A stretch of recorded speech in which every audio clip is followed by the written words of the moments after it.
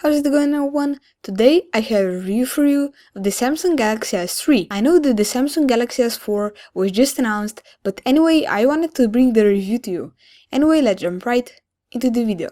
If we just take a look around the phone, you can find your volume up and volume down buttons on the left.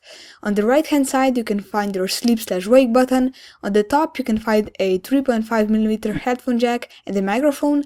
On the bottom, you can find your micro USB cable for charging and data transfer.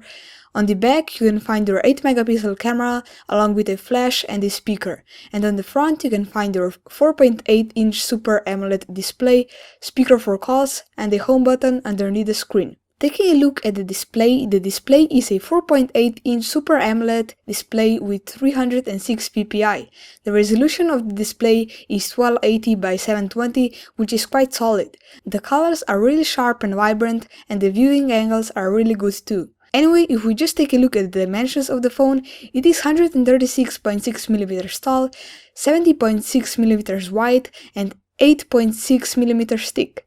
The phone ships with Android 4.0.4 Ice Cream Sandwich, but there is an update available for the Android 4.1.2 Jelly Bean. Unfortunately, the phone has a skin over the operating system, which slows the device down a tiny bit, but again, it's nothing to complain about. Now, let's talk about the specs. The version I have here has a 1.4 GHz quad-core Cortex-A9 processor and 1 GB of RAM, which comes in handy when multitasking. Here you can see a gameplay of Temple Run 2, which is a quite graphically intense game. As you can see, there's no lag at all and the game runs absolutely great. I also tested a few intense websites which need a lot of power to load, and the S3 handled that with no problem. The phone is featuring a back 8-megapixel camera with autofocus and flash, which can shoot videos in 1080p at 30 frames per second. The front camera is 1.9-megapixel camera which can shoot videos in 720p at 30 frames per second. Here you can see some test pictures taken with the S3.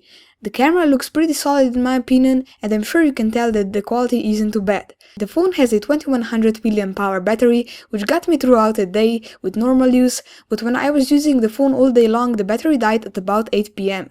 Anyway, to wrap up the review, let's take a look at some pros and cons. Pros: excellent display, great performance, solid camera on the front and at the back, neat design. Cons: the battery can die before the end of the day, touches over the top of Android slows the device down. Anyway guys, this was my review of the Samsung Galaxy S3. I want to say a huge thank you to C-Mobile for providing this handset for review. If you enjoyed the review, make sure to hit that like button, comment down below with your thoughts about the video, and make sure to subscribe so you won't miss any of my other videos.